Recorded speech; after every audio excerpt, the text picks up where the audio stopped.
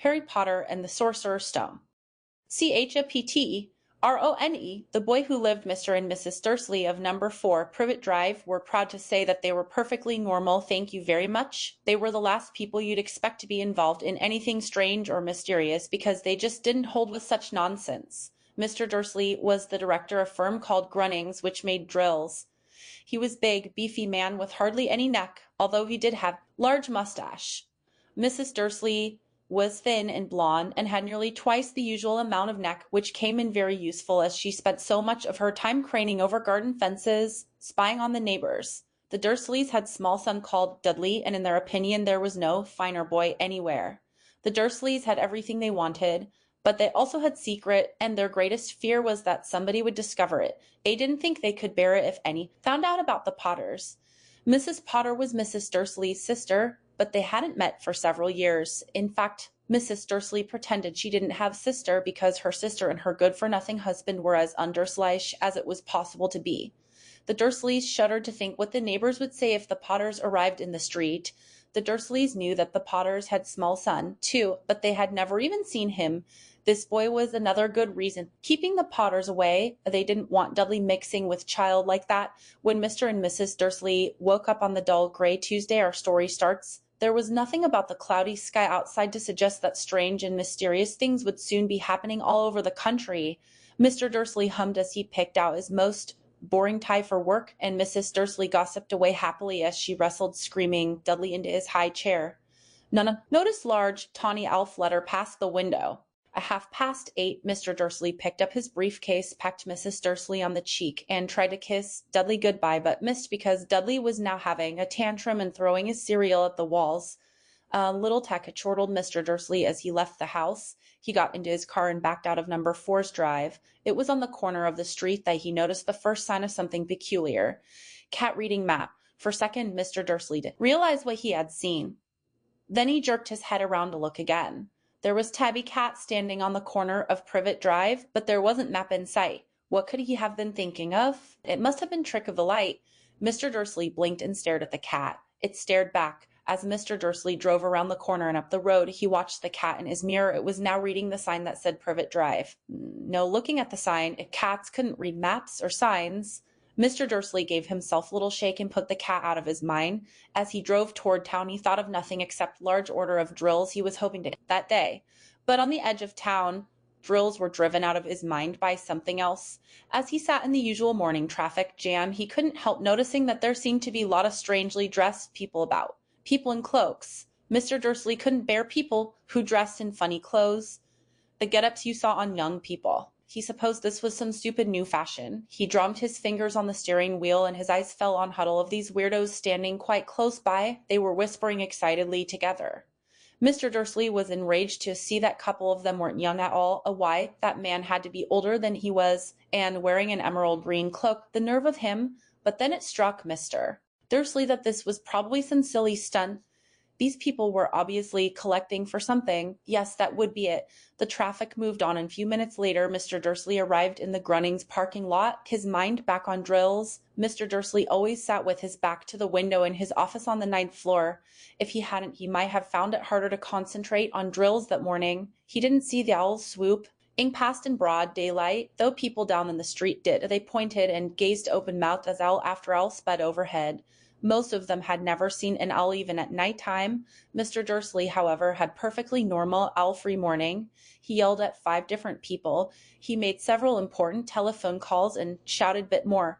He was in very good mood until lunchtime, when he thought he'd stretch his legs and walk across the road. I himself bun from the bakery. He'd forgotten all about the people in cloaks until he passed a group of them next to the baker's. He eyed them angrily as he passed. He didn't know why, but they made him uneasy. This bunch were whispering excitedly, too, and he couldn't see single collecting tin. It was on his way back past them, clutching large donut in bag, that he caught few words of what they were saying. The Potters, that's right. That's what I heard. Yes, there's Harry-o. Mr. Dursley stopped dead. Fear flooded him. He looked back at the whispers as if he wanted to say something to them, but thought better of it. He dashed back across the road, hurried up to his office, snapped at his secretary not to disturb him, seized his telephone, and had almost finished dialing his home number when he changed his mind. He put the receiver back down and stroked his mustache, thinking, no, he was being stupid. Potter wasn't an unusual name. He was sure there were lots of people called Potter who had. A son called Harry. Come to think of it, he wasn't even sure his nephew was called Harry. He'd never even seen the boy. It might have been Harvey or Harold. There was no point in worrying Mrs. Dursley. She always got so upset at any mention of her sister. He didn't blame her. If he'd had sister like that. But all the same, those people in cloaks, he found it a lot harder to concentrate. Drills that afternoon, and when he left the building at 5 o'clock, he was still so worried that he walked straight into someone just outside the door. Sorry, he grunted as the tiny old man stumbled and almost fell. It was few seconds before Mr. Dursley realized that the man was wearing violet cloak. He didn't seem at all upset at being almost knocked to the ground. On the contrary, his face split into a wide smile, and he said in squeaky voice that passer-by stare, "Don't be sorry, my dear sir, for nothing could upset me today. Rejoice, for you know who has gone at last. Even muggles like yourself should be celebrating this happy, happy day." And the old man hugged Mr. Dursley around the middle and walked off. Mr. Dursley stood rooted to the spot. He had been hugged by a complete stranger. He also thought he had been called muggle, whatever that was. He was rattled. He hurried to his car and set off for home, hoping he was imagining things which he had never hoped before because he didn't approve of imagination. As he pulled into the driveway of number 4, the first thing he saw, and it didn't improve his mood, was the tabby cat he'd spotted that morning. It was now sitting on his garden wall. He was sure it was the same one. It had the same markings around its eyes. Shoo, said Mr. Dursley loudly. The cat didn't move. It just gave him a stern look. Was this normal cat behavior? Mr. Dursley wondered. Trying to pull himself together, he let himself into the house. He was still determined not to mention anything to his wife. Mrs. Dursley had had a nice, normal day. She told him over dinner all about Mrs. Next Door's problems with her daughter and how Dudley had learned new word, won't. Mr. Dursley tried to act normally. When Dudley had been put to bed, he went into the living room in time to catch the last report on the evening. And finally, bird watchers everywhere have reported that the nation's owls have been behaving very unusually today. Although owls normally hunt at night and are hardly ever seen in daylight, there have been hundreds of sightings of these birds flying in every direction since sunrise. Experts are unable to explain why the owls have suddenly changed their sleeping pattern. The newscaster allowed himself grin. Almost mysterious. And now over to Jim McGuffin with the weather. Going to be any more showers of owls tonight, Jim? Well, Ted, said the weatherman, I don't know about that, but it's not only the owls that have been acting oddly today. Viewers as far apart as Kent, Yorkshire, and Dundee have been phoning in to tell me that instead of the rain I promised yesterday, they've had downpour of shooting stars. Perhaps people have been celebrating bonfire night early. It's not until next week, folks. But I can promise wet night tonight. Mr. Dursley sat frozen in his armchair. Shooting stars all over Britain? Owls flying by daylight, mysterious people in cloaks all over the place, and whisper, whisper about the Potters. Mrs. Dursley came into the living room carrying 2 cups of tea. It was no good. He'd have to say something to her. He cleared his throat nervously. Where? Petunia, dear. You haven't heard from your sister lately, have you? As he had expected, Mrs. Dursley looked shocked and angry. After all, they normally pretended she didn't have sister. Oh, no, she said sharply. Why? Funny stuff on the news. But Mr. Dursley mumbled. Wells, shooting stars. And there were a lot of funny-looking people in town today. So, sapped Mrs. Dursley. Well, I just thought maybe it was something to do with, you know, her crowd. Mrs. Dursley sipped her tea through pursed lips. Mr. Dursley wondered whether he dared tell her he'd heard the name Potter. He decided he didn't dare. Instead, he said, as casually as he could, their son. He'd be about Dudley's age now, wouldn't he? I suppose so, said Mrs. Dursley stiffly. What's his name again? Howard, isn't it? Harry. Nasty, common name, if you ask me. Well, yes, said Mr. Dursley, his heart sinking horribly. Yes, I quite agree. He didn't say another word on the subject as they went upstairs to bed. While Mrs. Dursley was in the bathroom, Mr. Dursley crept to the bedroom window and peered down into the front garden. The cat was still there. It was staring down Privet Drive as though it were waiting for something. Was he imagining things? Did all this have anything to do with the Potters? If it did, if it got out that they were related to pair of... Well, he didn't think he could bear it. The Dursleys got into bed. Mrs. Dursley fell asleep quickly, but Mr. Dursley lay awake, turning it all over in his mind. His last comforting thought before he fell asleep was that even if the Potters were involved, there was no reason for them to come near him and Mrs. Dursley. The Potters knew very well what he and Petunia thought about them and their kind. couldn't see how he and Petunia could get mixed up in anything that might be going on. He yawned and turned over. It couldn't affect them. How very wrong he was. Mr. Dursley might have been drifting into an uneasy sleep, but the cat on the wall outside was showing no sign of sleepiness. It was sitting as still as a statue, its eyes fixed unblinkingly on the far corner of Privet Drive. It didn't so much as quiver when car door slammed on the next street, nor when two owls swooped overhead. In fact, it was nearly midnight before the cat moved at all. Man appeared on the corner the cat had been watching, appeared so suddenly, silently you'd have thought he'd just popped out of the ground. The cat's tail twitched and its eyes narrowed.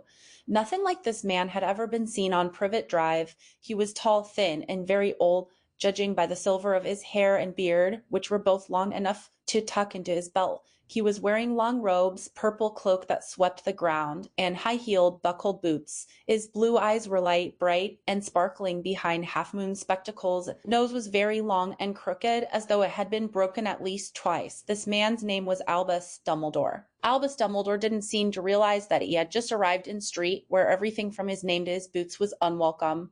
He was busy rummaging in his cloak looking for something, but he did seem to realize he was being watched because he looked up suddenly at the cat, which was still staring at him from the other end of the street. For some reason, the sight of the cat seemed to amuse him. He chuckled and muttered, "Well, I should have known he found what he..." Looking for in his inside pocket. It seemed to be silver cigarette lighter. He flicked it open, held it up in the air, and clicked it. The nearest street lamp went out with little pop. He clicked it again. The next lamp flickered into darkness. 12 times he clicked the potouter until the only lights left on the whole street were two tiny pinpricks in the distance, which were the eyes of the cat watching him. If anyone looked out of their window now, even beady-eyed Mrs. Dursley, they wouldn't be able to see anything that was happening down on the pavement. Dumbledore slipped the potouter back inside his cloak and set off down the street toward number 4, where he sat down on the wall next to the cat. He didn't look at it, but after a moment he spoke to it. "Fancy seeing you here, Professor McGonagall." He turned to smile at the tabby, but it had gone. Instead, smiling at rather severe-looking woman who was wearing square glasses exactly the shape of the markings the cat had around its eyes. She, too, was wearing cloak, an emerald one. Her black hair was drawn into tight bun.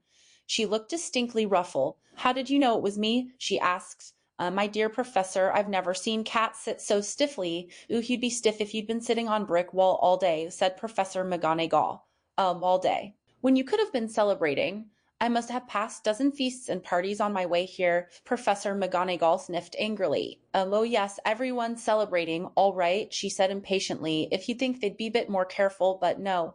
Even the Mugbles have noticed something's going on. It was on their news." She jerked her head back at the Dursleys' dark living room window. "I heard it. Flocks of owls. Shooting stars. Well, they're not completely stupid. They were bound to notice something. Shooting stars down in Kent. I'll bet that was Daedalus Diggle. He never had much sense." "You can't blame them," said Dumbledore gently. We've had precious little to celebrate for 11 years. "I know that," said Professor McGonagall irritably, "but that's no reason to lose our heads. Well, people are being downright careless out on the streets in broad daylight, not even dressed in Muggle clothes, swapping rumors." She threw a sharp, sideways glance at Dumbledore here, as though hoping he was going to tell her something. He didn't, so she went on. "Fine thing it would be if on the very day Yano, who seems to have disappeared at last, the Mugbles found out about us all. I suppose he really has gone, Dumbledore?" "It certainly seems so," said Dumbledore. "We have much to be thankful for. Would you care for lemon drop?" "What?" "Lemon drop. They're kind of Muggle sweet I'm rather fond of." "Well, no, thank you," said Professor McGonagall coldly, as though she didn't think this was the moment for lemon drops. "As I say, even if you know who has gone." "My dear Professor, surely sensible person like yourself can call him by his name?" "All this you know who nonsense. For 11 years I have been trying to persuade people to call him by his proper name. Voldemort." Professor McGonagall flinched, but Dumbledore, who was unsticking 2 lemon drops, seemed not to notice. "It all gets so confusing if we keep saying you know who. I have never seen any reason to be frightened of saying Voldemort's name." "I know you haven't," said Professor McGonagall, sounding half exasperated, half admiring. "Well, but you're different. Everyone knows you're the only one you know." "Oh, all right, Voldemort was frightened of." "Oh, you flatter me," said Dumbledore calmly. "Oh, Voldemort had powers I will never have." "Oh, only because you're too, well, noble to use them." "Oh, it's lucky it's dark." I haven't blushed so much since Madame Pomfrey told me she liked my new earmuffs. Professor McGonagall shot a sharp look at Dumbledore and said, the owls are nothing next to the rumors that are flying around. You know what everyone's saying about why he's disappeared, about what finally stopped him. It seemed that Professor McGonagall had reached the point she was most anxious to discuss, the real reason she had been waiting on. A cold, hard wall all day for neither as a cat nor as a woman had she fixed Dumbledore with such a piercing stare as she did now. It was plain that whatever everyone was saying, she was not going to believe it until Dumbledore told her it was true. Dumbledore, however, was choosing another lemon drop and did not answer what they're saying. She pressed on as that last night Voldemort turned up in Godric's Hollow. He went to find the Potters. The rumor is that Lily and James Potter are that they're dead. Dumbledore bowed his head. Professor McGonagall gasped, Lily and James? I can't believe it. I didn't want to believe it. Oh, Albus. Dumbledore reached out and patted her on the shoulder. I know, he said heavily. Professor McGonagall's voice trembled as she went on. That's not all. They're saying he tried to kill the Potter's son, Harry, but he couldn't. He couldn't kill that little boy. No one knows why or how, but they're saying that when he couldn't kill Harry Potter, Voldemort's power somehow broke. And that's why he's gone. Dumbledore nodded glumly. It's true, faltered Professor McGonagall, and after all he's done, all the people he's killed, he couldn't kill a little boy. It's just astounding. Of all the things to stop him. But how in the name of heaven did Harry survive? We can only guess, said Dumbledore. We may never know. Professor McGonagall pulled out lace handkerchief and dabbed at her eyes beneath her spectacles. Dumbledore gave great sniff as he took golden watch from his pocket and examined it. It was very odd watch. It had 12 hands but no numbers. Instead, little planets were moving around the edge. It must have. Made sense to Dumbledore, though, because he put it back in his pocket and said, Hagrid's late. I suppose it was he who told you I'd be here. By the way, P.S., said Professor McGonagall. Then I don't suppose you're going to tell me why you're here of all places. Well, I've come to bring Harry to his aunt and uncle. They're the only family he has left now, if you don't mean. You can't mean the people who live here, cried Professor McGonagall, jumping to her feet and pointing at number 4, a Dumbledore. You can't. I've been watching them all day. You couldn't find 2 people who are less like us. And they've got this son. I saw him kicking his mother all the way up the street, screaming for sweets. Harry Potter comin' live here. It's the best place for him, said Dumbledore firmly. His aunt and uncle will be able to explain everything to him when he's older. I've written them letter, repeated Professor McGonagall faintly, sitting back down on the wall. Oh, really, Dumbledore, you think you can explain all this in letter? These people will never understand him till be famous. Legend. I wouldn't be surprised if today was known as Harry Potter Day in the future. There will be books written about Harry. Every child in our world will know his name exactly, said Dumbledore, looking very seriously over the top of his half-moon glasses. That would be enough to turn any boy's head. Famous before he can walk and talk. Famous for something he won't even remember. Can't you see how much better off he'll be growing up away from all that until he's ready to take it? Professor McGonagall opened her mouth, changed her mind, swallowed, and then said, Yes, you're right, of course. But how's the boy getting here? Dumbledore? Or she eyed his cloak suddenly as though she thought he might be hiding Harry underneath it.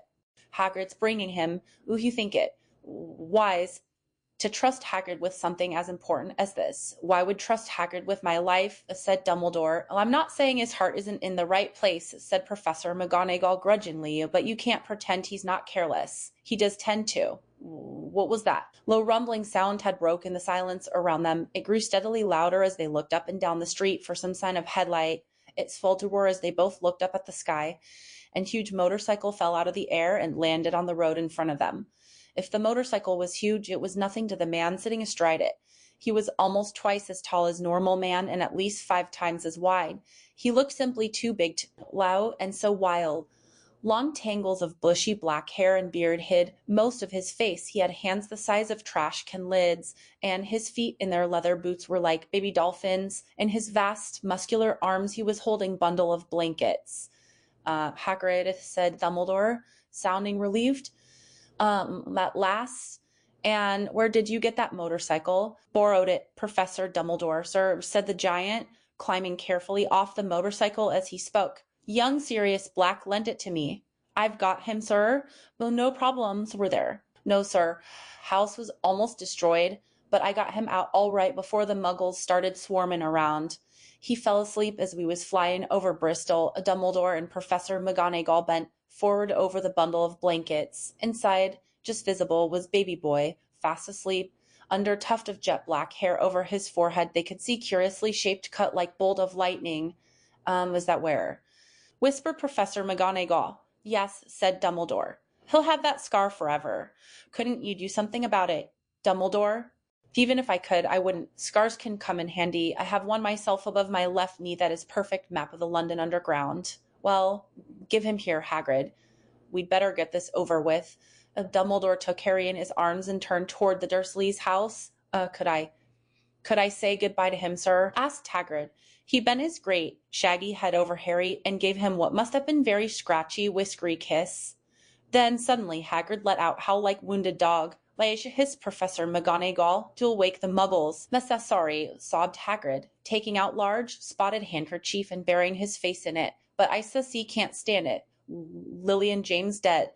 And poor little Harry off to her life with muggles. Yes, it's all very sad, but get grip on yourself, Hagrid, or we'll be found, Professor McGonagall whispered, patting Hagrid gingerly on the arm as Dumbledore stepped over the low garden wall and walked to the front door.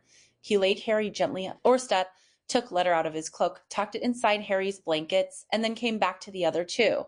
For a full minute the three of them stood and looked at the little bundle. Hagrid's shoulders shook. Professor McGonagall blinked furiously, and the twinkling light that usually shone from Dumbledore's eyes seemed to have gone out. Oh, well, said Dumbledore finally, that's that. We've no business staying here. We may as well go and join the celebrations. Yeah, said in very muffled voice, I'd best get this bike away. G-night, Professor McGonagall. Professor Dumbledore, sir, wiping his streaming eyes on his jacket sleeve, Hagrid swung himself onto the motorcycle and kicked the engine into life. With roar it rose into the air and off into the night. Well, I shall see you soon, I expect, Professor McGonagall, said Dumbledore, nodding to her. Professor McGonagall blew her nose in reply. Dumbledore turned and walked back down the street. On the corner he stopped and took out the silver potowder. He clicked it once, and 12 balls of light sped back to their street lamps, so that Privet Drive glowed suddenly orange and he could make out a tabby cat slinking around the corner at the other end of the street. He could just see the bundle of blankets on the step of number 4. Good luck, Harry, he murmured. He turned on his heel, and with swish of his he was gone. Breeze ruffled the neat hedges of Privet Drive, which lay silent and tidy under the inky sky, the very last place you would expect astonishing things to happen. Harry Potter rolled over inside his blankets without waking up. One small hand closed on the leather beside him, and he slept on, not knowing he was special, not knowing he was famous, not knowing he would be woken in few hours' time by Mrs. Dursley's scream as she opened the door to put out the milk bottles, nor that he would spend the next few weeks being prodded and pinched by his cousin Dudley. He couldn't know that at this very moment people meeting in secret all over the country were holding up their glasses and saying in hushed voices, to Harry Potter, the boy who lived